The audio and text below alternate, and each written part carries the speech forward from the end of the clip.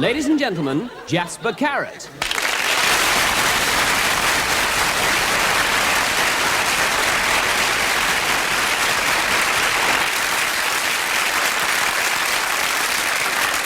Thank you very much. Good evening.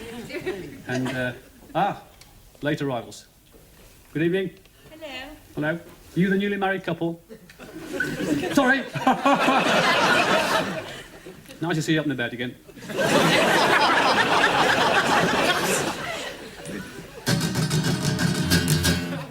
Well, it's in tune, so we'll get on with it. And, do you like the lovely strings? Isn't that... I've got a deal going on strings, you know. I'll buy all the Bay City Rollers cast-offs. I mean, they're not exactly new, but they're not used, are they? So what I'd do tonight, this week, is to talk about Birmingham.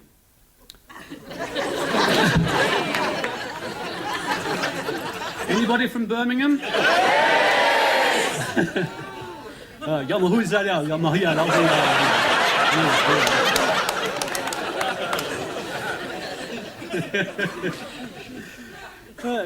I actually born and bred there, and still live in Birmingham. I live in a cottage in Birmingham. Well, it's like a cottage. In fact, it's a toilet with an outside house. And we bought it a while ago now, and it was very cheap, very cheap. And when we went to have a look at it, the estate agent showed us around about 3 minutes flat, and he was brilliant, you know, and avoided all the niggly questions like, where's the door? And what are the trout doing in the damp course?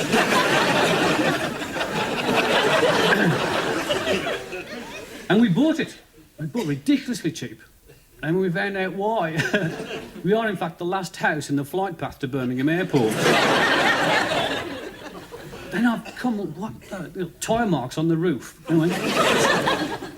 It hasn't affected me, though! Hey? It's great fun watching the Aer Lingus planes coming sideways. What?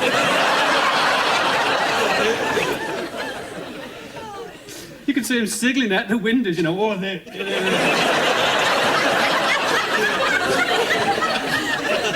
Big L on the tail. Oh, dear. We've just had our cesspit finished. Yeah, I didn't know what one was, you know, till I got the bill. 800 quid. Hey, all that just for cess.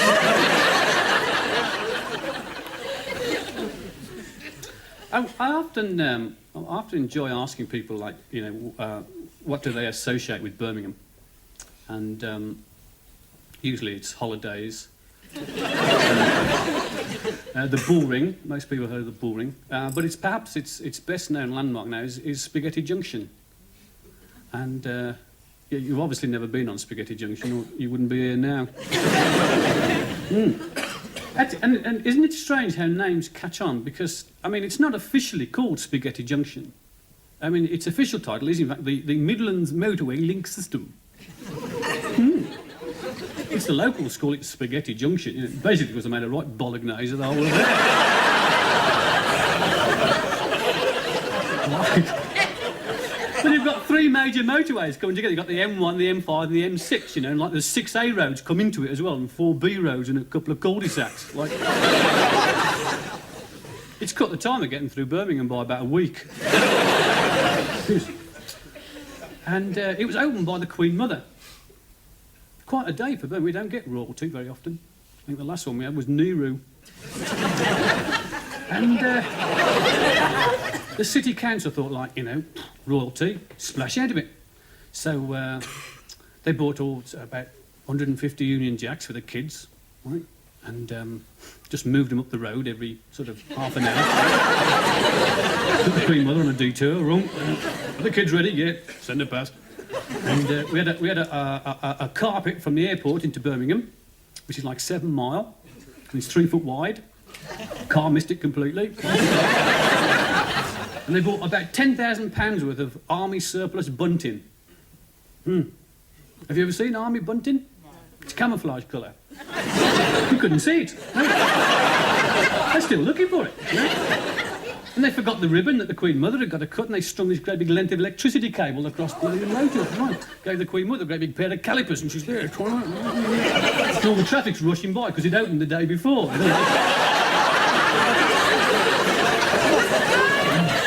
that the Queen Mother, Henry? Don't be silly, dear.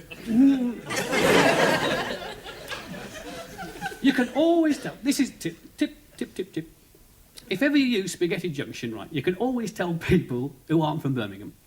Stand out them on. Because, like, basically, if you're from Birmingham and you know Spaghetti Junction, you drive on the inside lane. That's all you ever do. It's 6 lanes wide, right? Never touch the other 5. Just the inside lane. And don't move. You can always tell people from outside Birmingham, they're behind you going, what the bloody hell's going on? You don't see me. Oh, stuff this. Mugs. Until they try and get off and everybody's on the inside lane going, no chance.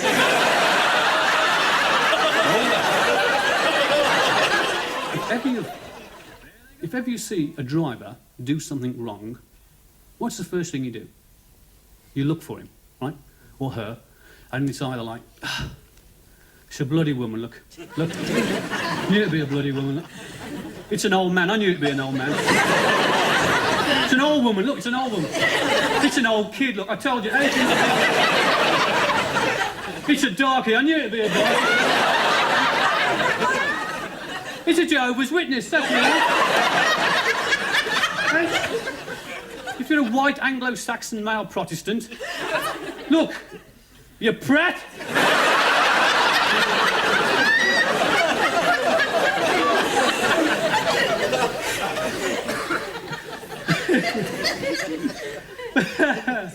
Yeah, I tell you, I bet the funniest thing in the world, for me personally, I'd like to do it for you, if I can. And this is, for me, the funniest thing I've ever read, right? And I didn't write this. This was written by loads of different people who didn't have a clue what they were writing at the time. And I found it on a bus in Birmingham. Sorry, or a buzz. A buzz in Birmingham.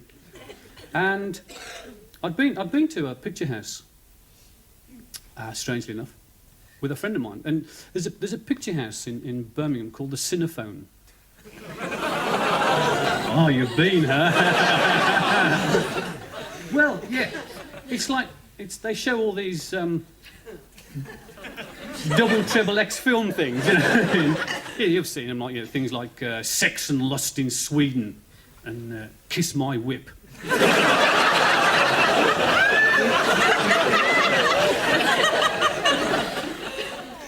And I'd been to see a film called Last Tango in Paris, you see, and someone said, well, if you like that, you know, it's the Cinephone for you. So I went along with a mate of mine, George, because he'd never seen these sort of films either, you know. And we popped along there. And I don't think I've ever been so bored in all my life. I won't ask you whether you've been, because, like, you'd never admit it anyway. But really, they're all imported, aren't they? They're all from Sweden and Denmark, and the photography's awful, and there's no story, and you can't understand a word they're on about, and, like, I mean, you're not reading the captions, are you? And, like me and George sort of sat there bored stiff with this lot, and and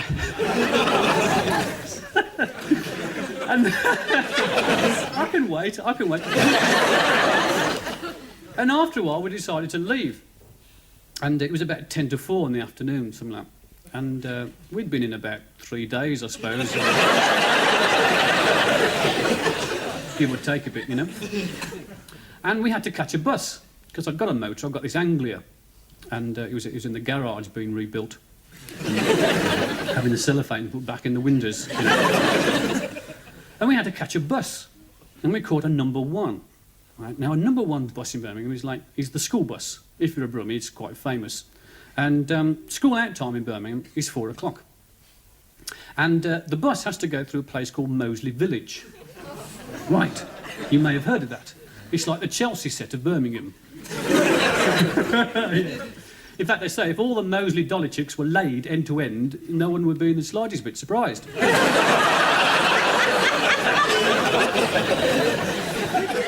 And in Moseley, there's a school there called Moseley Mixed. It was called Moseley Grammar. Well, very good school, because I used to go there. And excellent school. No problem about that. And in fact, I got 2 O-levels there. Nothing to it, really. I got maths and art. Not a great start in life, is it, maths and art? I was painting computers for about 4 years.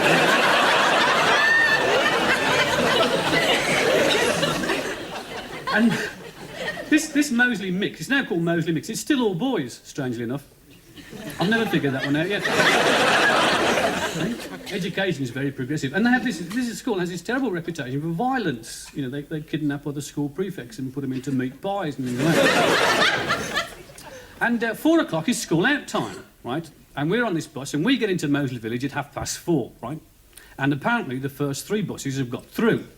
Right? And we're on the one, right, they're going to stop. And I was like, there's 400 of them in the middle of the road. Me and George are sitting on the top. I said, they're not getting on here, are they, George? They are. They ripped the door off. 400 on the top deck. The conductor was terrified. No idea, terrible. And they're opening all the windows, gobbing on everybody.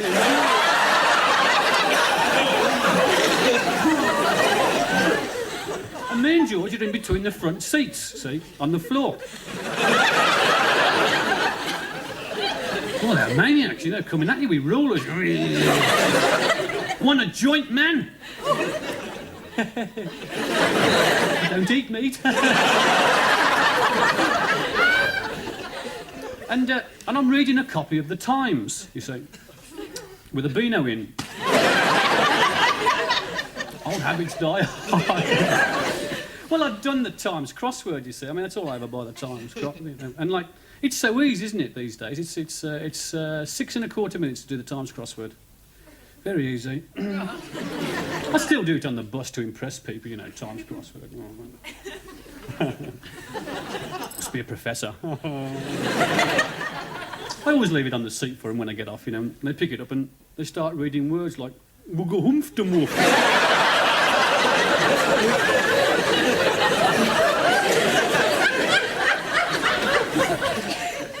And George, who's sitting next to me, is roaring his socks off, you know, with all these maniacs around. And I said, "What are you laughing at?" And then he handed me this piece of paper. And I started reading, I was falling about. Oh dear. And it is, without doubt, the funniest thing I've ever read. And what I'd like to do for you tonight is to read to you some genuine extracts from motor claim forms which were received by a large insurance office in London. And basically what happens, if you drive round in cars and buses, you have accidents, right? 25% of the people in this country are caused by accidents. And when you have an accident, you have to fill in this silly claim form which the insurance people send to you, you see? And you have to answer lots of silly questions like, what's your name? They've sent you the damn form. Where'd you live? What car were you driving? How fast were you going at the time of the accident? Which is a really stupid question because everybody puts down 28 miles per hour. And then on the back is a big empty space, and it says at the top, give in your own words a description of how the accident occurred. And this is where you get your chance to write your version of the accident down, right? Which is totally different from everybody else's. And these are genuinely what people wrote on their claim forms when they'd had an accident and they sent it in to this insurance company. And they're all genuine, honestly. You know, people ask me if they're true, and they really are genuine. And I'll read a few to you now. The first one. The accident was due to an invisible lorry narrowly missing me.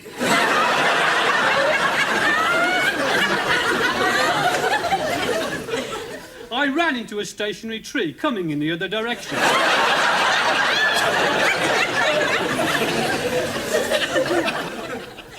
I was scraping my near side on the bank when the accident happened.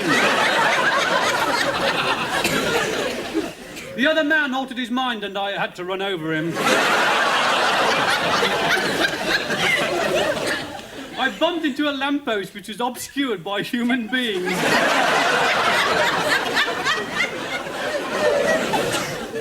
Coming home, I drove into the wrong house and collided with a tree I haven't got. The accident was caused by me waving to the man I hit last week. I blew my horn, but it would not work as it was stolen. I thought the side window was down, but it was up when I found out when I put my bloody head through it. This is the best one. I knocked over a man, he admitted it was his fault, that he'd been knocked down before.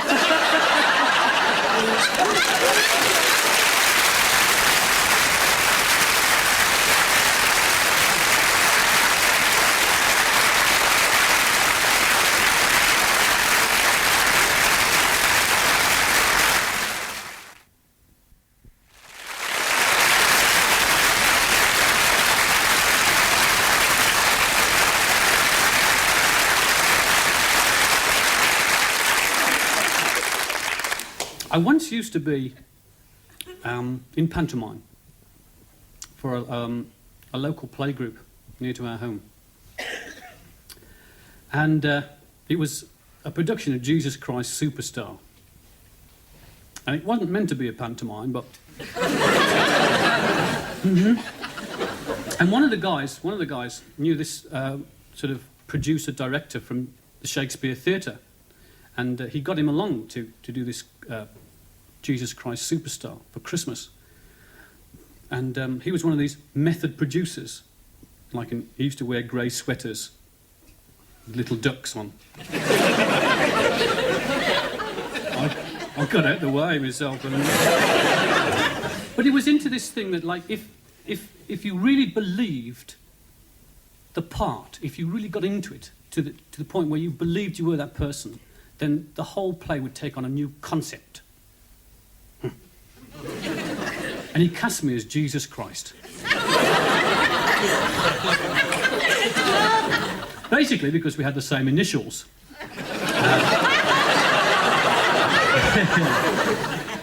Also because we were both born in a barn. And it really worked. It really worked. It was amazing how you got into it. And even when I sort of finished rehearsing, I was really into the part, and after the play, I just couldn't get rid of the pun. I was walking around Birmingham blessing people. I nearly drowned twice trying to walk across the local pond. And I was a knockout at turning wine into water.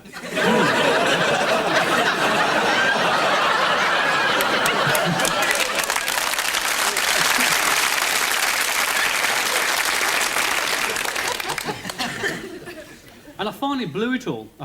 One day I was in Solihull, and I was waiting at the traffic lights, and someone ran into the back of my car, and I lost it. For a couple of minutes I lost it, and I got out, and I said unto him, "Go forth and multiply."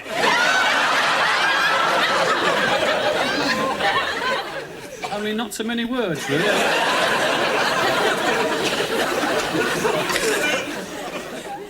I once took my mother-in-law on a driving lesson, and again, I'm not going to do any mother-in-law jokes because I've got a real knockout mother-in-law.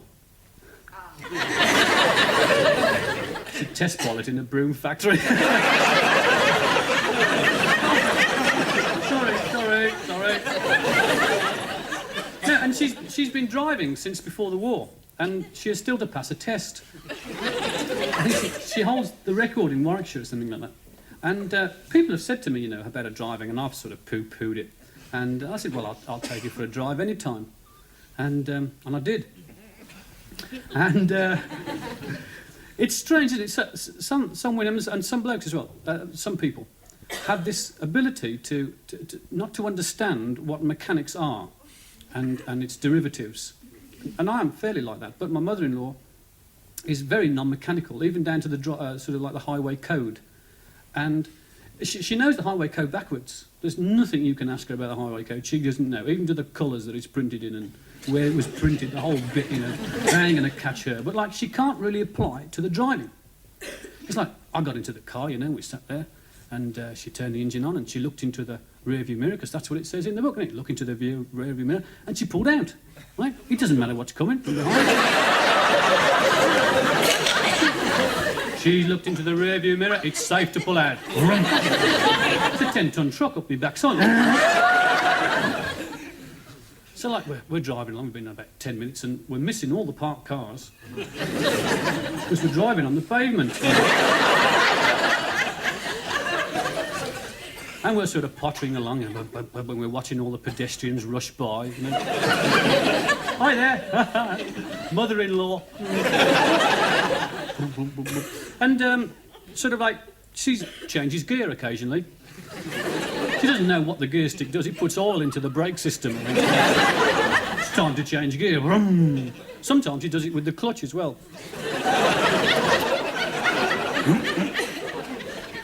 And we're going up this hill. We get this really steep hill, right? And we're driving up this hill, and we're in top, and we're doing about 8 miles an hour.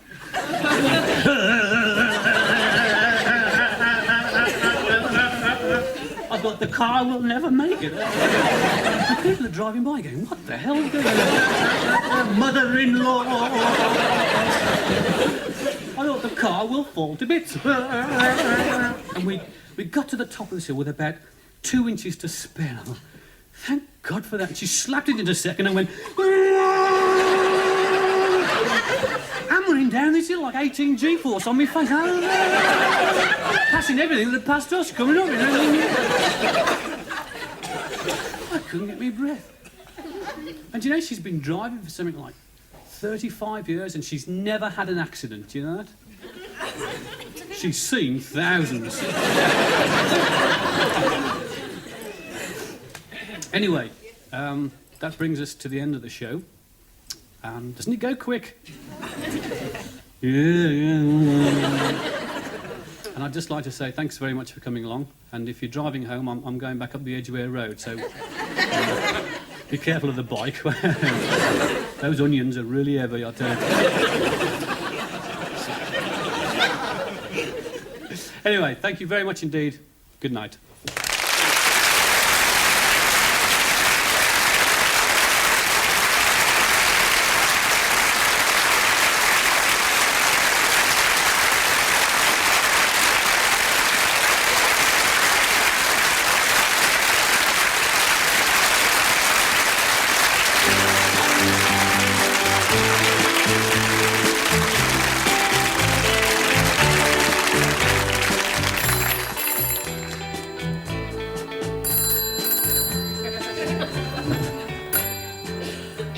Hello, Crossroads Sauna and Massage Parlour.